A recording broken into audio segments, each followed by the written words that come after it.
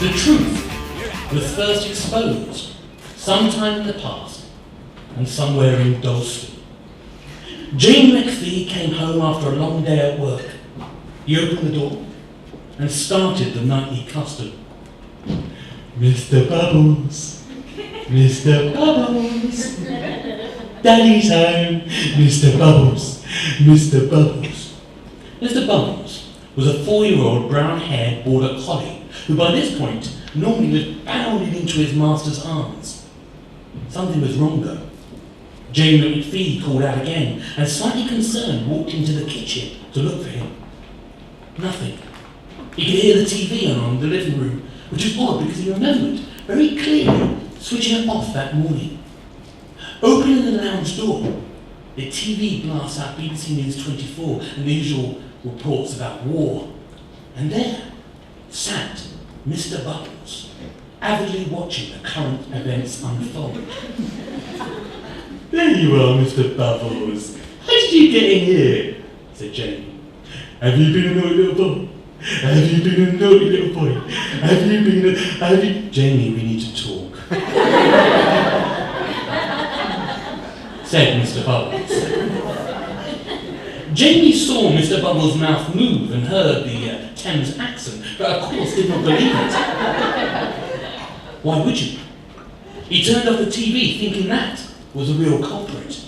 He then sat down carefully on the chair, still keeping his eyes on his beloved best friend, who was also keenly watching him. Jamie slowly brought his hands to his knees and patted them. Come here, Mr. Bubbles. No, for God's sake, man. I know this is hard, but I need you to help me. Jamie McPhee froze in his chair in mid-grin. I can't let this go on. Things need to change. The dog continued. Mr. Bubbles gave a sharp bark and put his paws on the TV set. I need to get on that. Jamie screamed and Mr. Bubbles howled. A day later, Mr. Bubbles sits beside Jamie in a studio on a sofa on the set of This Morning Show. Philip Schofield was talking to the camera. Well, we all remember Prince the dog from That's Life in the early 80s, don't we? With his catchphrase, sausages. Holly starts to laugh. I can't do the voice. Anyway, today, we have a dog here, Mr. Bubble, and he is lovely, with a few more words in his vocabulary than meat products. And here's the owner, Mr. Jane McPhee. Let's see if he can prove his claims. So, Mr. McPhee, when did Mr. Bubbles start to talk? Holly laughs again. Mr. Bubbles looks agitated. Well, Philip, he's always been a bright dog. Why isn't he talking to me? Mr. Bubbles asks his owner. Silence. The camera drops suddenly and then is recovered. Philip and Holly look off camera nervously and then wet their lips. How did he do that? Philip asks Jamie quietly. Jamie shrugs. Mr. Bubbles jumps up onto his lap and faces Schofield eye to eye. Look at me, I'm the one being interviewed. Mr. Bubbles then looks out directly into the camera. Is this on? Can I talk to others? Philip is frozen. Holly nodded yes. Thank you, bitch. Mr. Bubbles. I'm Holly, said Holly. Thank you, Holly, bitch.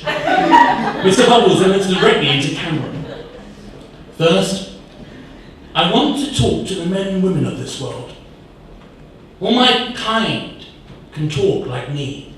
From big to small, we used to communicate with you all of the time and rule this world as equals, but that time has gone, and you have forgotten those ways. We chose to take the subordinate role for the last couple of millennia, so that you can make the important decisions and rule. You are doing very badly. Maybe it's time for us to help with the running of things again. I don't understand the trick, said Philip weakly. Dogs and bitches, I ask you all just one thing. Speak aloud once more. No more hidden conversations in parks where I pretend to fight or sniff each other's asses. Converse, discuss, and debate. with each other freely.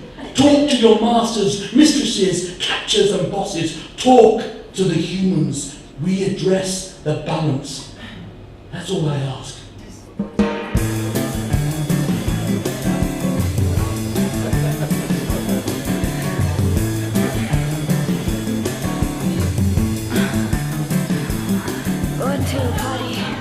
They had a brilliant night together that night, playing records from the old days and drinking Snakebite and Black for Old Lang Syne, chased with glasses of absinthe. "To absinthe, friends!" said Spider every time.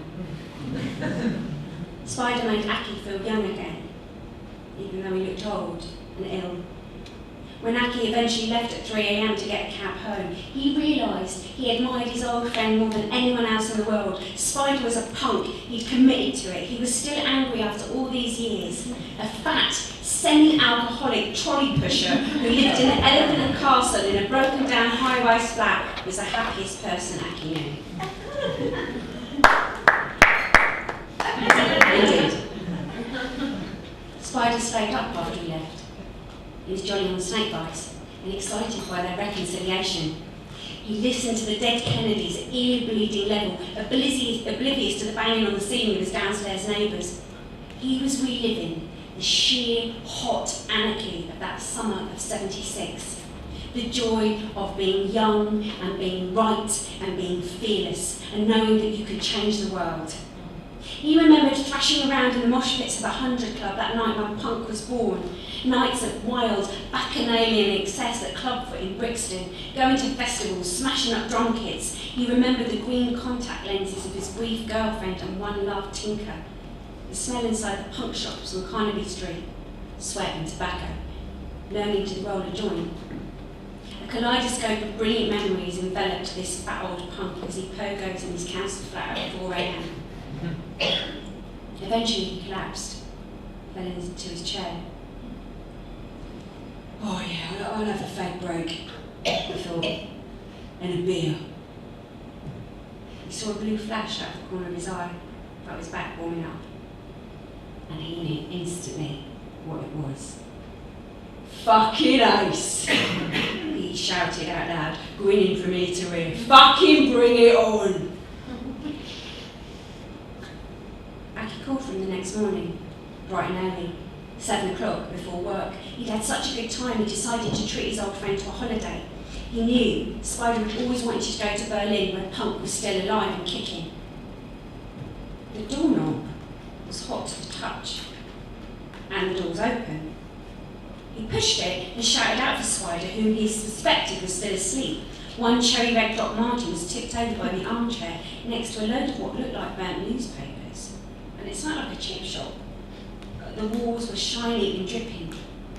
"What the fuck, Spider?"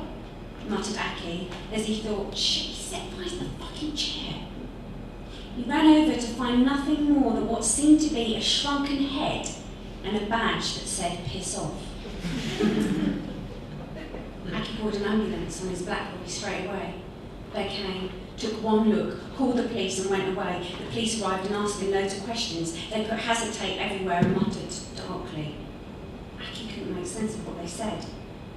The inspector, an amateur conspiracy nut and fan of the X-Files, says, "Yeah, it happens a lot, but no one talks about it." What does?" asked Aki. "Human combustion," replied the inspector, tapping the side of his nose. The coroner explained an unproven theory, something to do with human candles, and asked Aki more questions. Yeah, he smoked, he drank, yes, he was fat, yes, there was glue in his fucking hair, he was wearing polyester, yes, he was angry, but what's that got to do with anything? Nobody could answer any of these. And what he really wanted to know was, how come nothing else in the flat was burned? Eventually came the death certificate, cause of death, accidental. After the funeral, which was very well attended by Spider's Sainsbury's friends and a handful of old mates from back in the day, those closest to him argued about the inscription on the grave and settled for no future.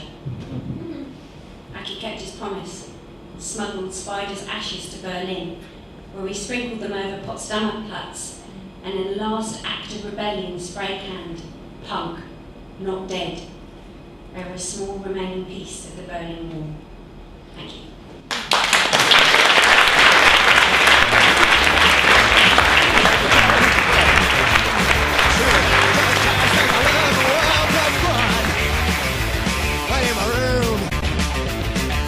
Dead. You fall like a baby in a razor head. I took the right to fight. I took the right to fight.